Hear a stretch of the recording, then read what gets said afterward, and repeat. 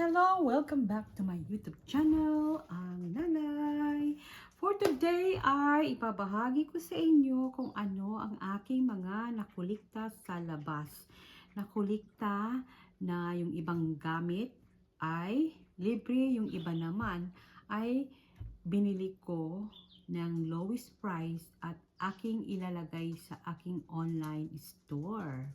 At alam nyo ba, gumaganda, kumikita na ako sa aking online store na nag-start lang ako sa zero capital ang ginamit ko sa aking online store. Nag-set up lang ako ng account at tumingin ako ng mga gamit namin dito sa bahay na matagal na namin hindi ginagamit, na yung pala ay may value pala pag ibibenta yun. So for now ay ang una kong i-share sa inyo ay yung kung ano ang aking nakuhang mga libre, mga free na pinamigay ng mga tao na pick upin mo lang sa harap ng bahay nila. So first, ito yung Hallmark keepsake. Alam nyo ba ito? Libre ito na pinamigay ng isang bahay, may bahay malapit lang dito. It's around it's about 20 minutes to drive, so okay lang kahit 20 minutes to drive kasi nga syempre minsan traffic, diba? So ito yung keepsake.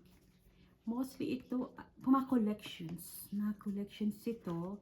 Actually ito ay sinasabit nila sa Christmas tree or minsan ay dinidisplay nila.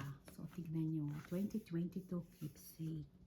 At ito pa, ayan, ito ay train. Ito mga hindi siya laruan.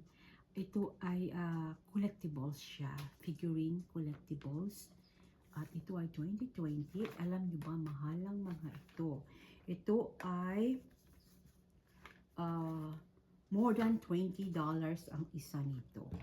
Pero ngayon, di-base kung ano yung klase. Tingnan nyo. Kung depende, kung very yung rare ang design ng collectible, yun ay mas mahal siya. Yan. Ito ang pinakamahal na nakulikta ko sa keepsake na ito. Alam nyo ba ang value nito is $35. Imagine, $35 magkano na sa Pilipinas yung $35 in pesos, diba? Ito, ang ganda-ganda nito. Hindi ko na siya bubuksan kasi binuksan ko na sila lahat. Actually, kung may mga damage, ganun. At wala naman, bago siya talaga. Ayoko na siyang buksan kasi naayos na siya eh. At nailagay ko na actually sa aking online store. So ayan. Ayan pa oh. Yan. $19 above. Pero ito, ang pinakamahal niya is $35. Lahat ito ay libre kong pinamigay nila sa akin. Basta masipag ka lang mag-pick up at mag-research sa marketplace at sa mga bahay-bahay. May mga maraming free na ipinapamigay dito sa amin, sa city namin. Hindi lang sa city namin, sa ibang city. Kaya lang, ayoko munang mag-drive sa medyo malayo na like more than an hour to drive kasi nga lalo ngayon mahal ang gasolina. So hanggang 30 minutes pwede akong mag-drive. So ito ang ganda-ganda. So ayan, ito ay train. Collectibles sila. Ayan. So ang aking nakolekta 1 2 3 4, 5, 6, 7, 8. So, sabihin na lang natin, ang bawat isa nito ay $15 na 8. So, 10 times 80. So, almost like $120, diba? After tax na yon. After tax na yon. ah, ayan, pera. Libre ito na aking nakolekta, ibibigay ng mga tao dito. At napaka-generous niya, napakabuting tao. Maraming mga mabubuting tao dito na nagbibigay na libre basta ibigay lang nila. At ikaw naman, kung interesado ka, syempre mag-drive ka papunta doon. Alam naman na sila pa mag-drive papunta sa'yo, di ba? Libre na nga, di ba? Basta may kotse ka or mayroon kang, halimbawa wala kang sasakyan, pwede kang mag-ask sa iba, mga friends mo, relatives mo, na i-drive ka doon, pick upin ganyan. So, ganon. So, ako naman kasi nga, matagal na ako nagda-drive. So, nagagamit ko yung kotse ko sa aking online business. Diba? So, iyan ay aking libre na ilagay na sa aking online store. At, meron ng mga nag-i-inquire. Alam ko hindi pa siya Christmas, pero alam nyo ba, kahit hindi pa malapit ang Pasko, marami nang nangungulekta ng mga figurines, lalo mga collectibles. So, ayan. Libre yan. At, ano pa yung mga libre dito na nakuha ko? Ito. Ito. Alam niyo ba? Hindi akong paniwala na pinamimigay nitong libreng sapatos na ito. Hindi gaano siya branded. Tingnan nyo. Pero alam niyo ba, magkano ito? It is, ang original price nito is $30. At may box pa. Ngayon ko lang na pick up. Supposed to be yesterday. Kaya lang busy ako kahapon. So ito yung box niya. Tingnan nyo. Yan, libre yan. Yan. See? So, size 5, kung kakasya sa aking anak, ay, kung gusto niya, ay, ibibigay ko sa kanya. So, yan ang kagandahan kapag ikaw ay online store, full time, sa online store mo, ay, at meron kang, may makukuha kang libre para sa'yo, para sa anak mo, ganun. Tulad ng aking bag na ito. Ito ay Sarah. Na ganito na libre ay aking ginagamit kasi nga type ko siya. So, wait lang. Chichikin ko yung aking anak at mag-zip muna ako ng coffee. Dahan-dahan ng coffee para hindi siya mag-create ng stain sa aking mga products. Hello, my love.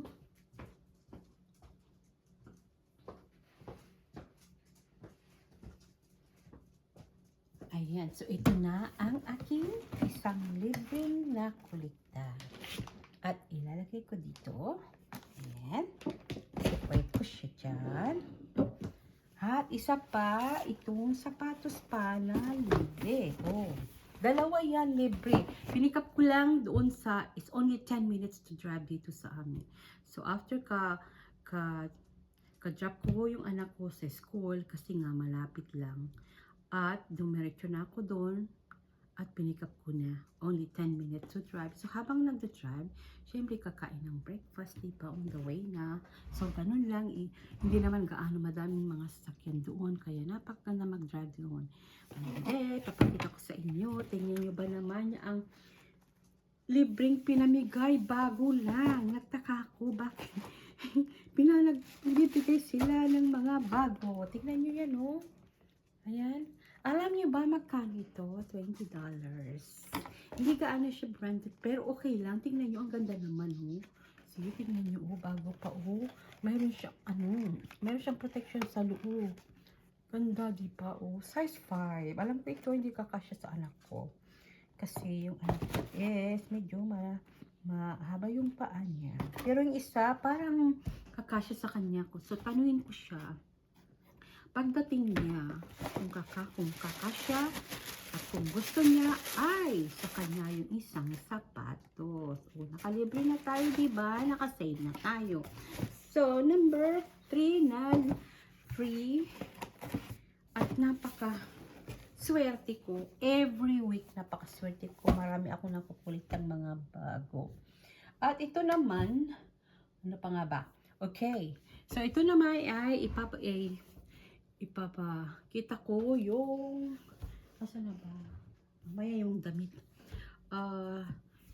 yung vintage na dalawang bag. Ito yung nabili ko ng $10 bawat isa. Pero technically, tulad nito. Ayan. Ito ay nabili ko lang sa marketplace. Doon din mismo. Ay, sa lugar na yun. Alam niyo ba ito? $10 lang. At inilagay ko sa aking market na syempre, kikita ko, di ba, doon kukunin yung gasolina ko, yung mileage ko, yung effort ko, yung sa tax, kasi tatax ako, tapos yung charges sa online store ko. So, ayan. Ayan, no, $10. Alam nyo ba, nilagay ko ng $65. So, pwede na yun. Pwede na pag naka 20 to 30 ang kita ko, depende na lang. May mga talagang mahal na malaki ang kita mo. Tingnan nyo. $10 lang ang nakuha ko yan. So, yan. Diba? Lagay ko dito. At isa pa. Ito nilagay ko sa isang box. Isang lalagyan kasi nga ayoko na siyang madumihan.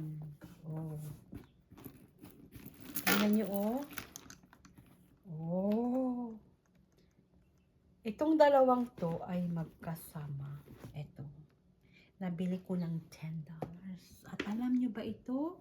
Pagbilin mo to ng bago ay $250. So, binibenta ko siya ng more than 100, kalahati sa $250. At ang ganda-ganda. Alam niyo ba yung brand na to? Napakaganda. At syempre, before mo ilagay sa marketplace, hindi sa marketplace, sa store, sa online store, kailangan linisan. Chichikin muna. Kung may mga flaws na mga stain, ayan, nilagyan ko na siya ng wala, malinis siya talaga. Oh my God, pati iyon. Yun, may konti lang dun sa loob, pero pwede kong linisin. Ayan, parang bago. Original to kasi. Kaso nasa online store ko na ito. Ito ay pure leather. Kapag leather, kailangan huwag ilagay sa kasi pag magmo-moist sila, magpipilt sila. So, ayan. Tingnan nyo ba? Ang ganda-ganda. Itong dalawang to ay $20 lang. Pero alam nyo, bawat isa nito, pag original, 200 something. So, syempre, sa to, pag bago, at syempre, use na to. Pero wala namang sira. Syempre, kalahati mo, di ba? Kasi, basta makita ako, pwede na. Huwag naman masyadong mababa ang kita, diba? So, ayan. Nilalagay ko dito kasi nga ayokong magasgas. Ayan. So, dito sila. Ganyan. Bawat isa. Para hindi siya mag-moist. Kasi pag leather, mag-moist sila. Ayan, see? Ganda, diba? O, see? Lalagyan ko pa ng para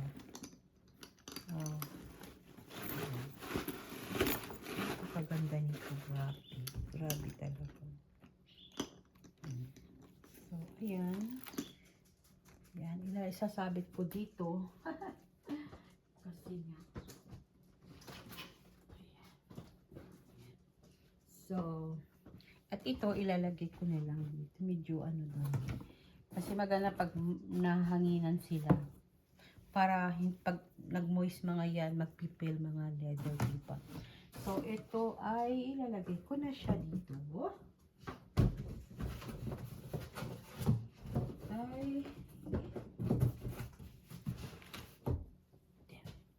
Then, ito pa. Excuse me. Magsasummer na dito sa amin, kaya na-allergy pa. Ito naman ay na-pick up ko kahapon. Ito ay large 12-14. Ito para sa teenager or sa skinny na adult. Nakakulang to ng $5 bago siya. Pero alam niyo ba magkano ito? Ito ay magkano price niya original? Oh, kita ko to kahapon yung price niya. O alam niyo ba yung price nito is natin. Ito ay $22. $22 nakukulang ng $5 so ibebenta ko siya. Ayan. So, ito na. Then, ngayon naman, kanina din nangungulikta din ako ng nabili ko bago. Kasi marami talagang nagbibenta dito na mura. Mura, tapos mga bago. Yung iba hindi bago, pero mga vintage sila. Kahit hindi vintage at maganda pa, pwedeng, pwedeng ibenta. O, tignan nyo to. Alam nyo ba ito? Ang brand nito ay Zara. At alam nyo ba kung magkano ang bili ko nito? It's only $5. At alam nyo ba yung ganitong style na to? Small, extra small siya, pero okay lang kasi marami namang extra small na mga taong na size nila. So, ibebenta ko ito sa $5. So, before ko naman ilalagay sa aking kung magkano yun, nagre-research muna kung magkano pa talaga yung ganitong style na to. Ayan, branded siya. So, ito ay aking ilalagay sa hangers. Ay, wala na akong hangers pala. Ayan, lagay ko dito kasi nga. Ayan. So, bago siya. So, mamaya iscan ko ito. Chichikin ko kung magkano ang price. Magkano ang presyo talaga nito ng bago. Kasi, syempre, lalagay ko siya sa medyo mababa ng konti sa kung ano yung price ng para competitive may bibili nila. Kasi $5 lang naman ang bili ko nito. Napakaganda, oh. Wala siyang damage. Bago siya talaga. Hindi niya ginamit to.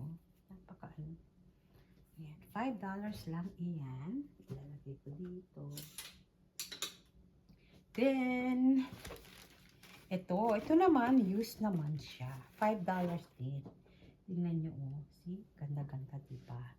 So, ito ay Madu, sabi niya. Chichikin ko kung anong ito. Ganda, oh. See? Napakaganda. Ayan. Ayan. $5 lang ang nabili ko nito. At, pantalon. Ayan. So, ilagay ko dito kasi nga, malinis naman ang mga ito. Pag halimbawa ay may amoy, ang mga nakukulikta ko, mga nabibili ko sa labas, i-hand wash ko siya, syempre. I-hand wash ko siya, and then i-dry ko siya. Ayan. So, before kukuliktahin, chicken ko may mga dami, na-check ko na to. Wala siyang mga damage, wala siyang mga stain. Ganda-ganda. $5 lang ito. Pero alam niyo to, hindi lang $5 bibenta sa online. It's more than that. At syempre, ito pa pala. At importante ay yung binigay sa akin. Libre itong box. At nangungulikta ko ng box kasi pag may bibili talaga, ay kailangan ng box. Kailangan yung box ay malinis at magandang box. So, libre na ito. Kasi pag bibili ako ng box na ganito, mahal. Mga $3, $4. So, binigyan niya ako. Punasan ko lang siya. O, isikip ko to. Kasi pag may bibili, ilalagay ko dito. O, diba? Ang ganda-ganda pa na. O, trim pairs, sabi niya. O. And then, ito naman, na-purchase ko rin ito. So, yung damit na yon, saka yung dalawang damit na yon, saka itong chain silver galing sa Nordstrom. O, tignan nyo, o, see? $15 yung tatlong yan. At ito, alam ko mahal ito. Chichikin ko kung magkano ito. Pero ask ko muna yung anak ko kung gusto niya kasi mahilig siya ng mga ganitong mga style. Diba? So, mayroon din siyang box. Napakaganda. So, chichik ko yan kung magkano. At ilalagay ko sa aking listing. And then, pero ask ko muna yung anak ko. So, ito yung aking nakulikta. Ito yung libre. Dami, no? Ayan. Ayan. Ito ay nakalagay sa listing niya. Kaya ilalagay ko dito. Hindi pa ako masyadong maglagay ng madaming kasi na max out ko na yung 250 in 1 month. So hinay-hinay lang kasi kapag per item ay magbabayad ako ng 35 cents. So syempre pag ayoko munang pag more na maglagay sa listing mo na meet mo na yung 250 in a month, i-charge ka nila ng 35 cents. So, hinahinay lang ako. So, pero sa April 1, no April 2, mag-start na ako ng free ng 250 items. Walang charge iyon. So, ito naman yung ating mga pantalon. At alam nyo ba itong mga pantalon na to? $2, $3 lang ang nakuha ko bawat isa nito. At ito ay itong mga branded. Branded mga to. Gaganda na mga jeans. Ipakita ko sa inyo. Nagiging busy ako mamaya ay sa weekends dahil marami akong ilalagay sa aking listing. Hindi kasi madali maglagay sa listing kasi nga first of all, first na check mo na, 'di ba? Malinis na. Tulad ng ito, alam nyo ba magkano ito? Nabili ko lang to ng $2. Ayan, ano siya, 32 degree heat. Naihan wash ko na siya. So, itatry ko siya ng konti para yung wrinkle matatanggal. So, i-add ko yun sa aking listing. At hindi madali ang maglagay sa listing kasi isusukat, I'm going to measure din pa. Ito naman, alam niyo ba ito? $2 lang. Pero to, i-hand wash ko siya kasi nga, syempre matagal na nilang hindi ginamit, di ba? Yung mga nag-donate sa ito nakuha ko sa thrifty store, $2. Ibebenta ko ito. Ito, $2. So, i-hand wash ko siya. Ito naman sa Mr. ko, hindi na niya ginagamit. Well, ngayon dito ay summer na, sa ibang state ay winter na. So, kahit ano ilagay sa online store, may bibili. Yan sa asawa ko. Mga sila, see? Mga branded sila. Yan, bibilhan nila yan. Hindi ko pa nailagay. Kasi marami pa ako doon na ilalagay sa listing. Hindi pa ako tapos. Ang dami-dami. Ito, alam niyo ba magkano ito? Ito ay Levi's. Nabili ko lang ng $5. So, binibenta ko yan. Ayan. Hindi ko pa yung kalahati nilagay. Marami akong nabili ng mga Levi's eh. Ayun, meron pa doon ang dami-dami. So, yun naman ay pang babae. Pang mostly are skinny. Yung iba for naghahanap ako ng extra sizes ng panlalaki sa pang babae. Next week, mamimili ako sa labas na affordable para naman ako kikita. So, for now, hanggang dyan lang muna. At next time again. So, every Friday ako ay magpo-posting kung ano ang nangyayari, anong mga aking mga nangulikta for a week. So, subaybayan nyo ako kung gusto nyo akong subaybayan. Every week ako magpo-post dito at i-share ko sa inyo kung ano ang aking mga nakolekta sa labas, mga libre, mga nabili ko ng mumurahin lang at aking ilalagay sa aking store. At tignan nyo ba naman marami pa akong ilalagay na mga figurine. Hindi pa ako tapos. Madali pa, hinintay ko lang yung April 2nd or April 1st at maglalagay ako ng 250 items. Kasi every month pwede ka maglagay ng 250 items na walang charge. O, tingnan nyo ba naman ito? Ito pa. Hindi ko pa inilagay sa aking listing. Tingnan nyo to. Ang dami-dami. Ayan. Tingnan nyo yan. Oh. Yan. Mga Star Wars. Ayan.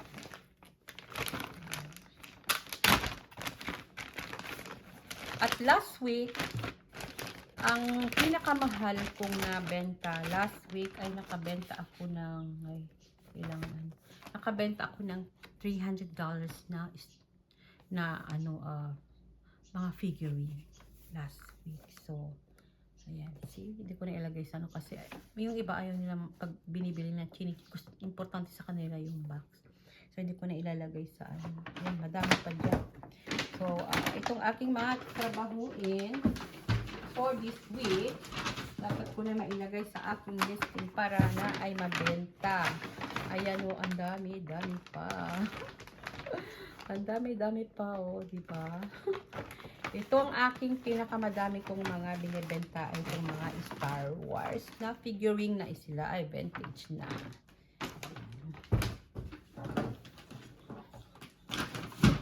Okay, so for now, thank you so much sa aking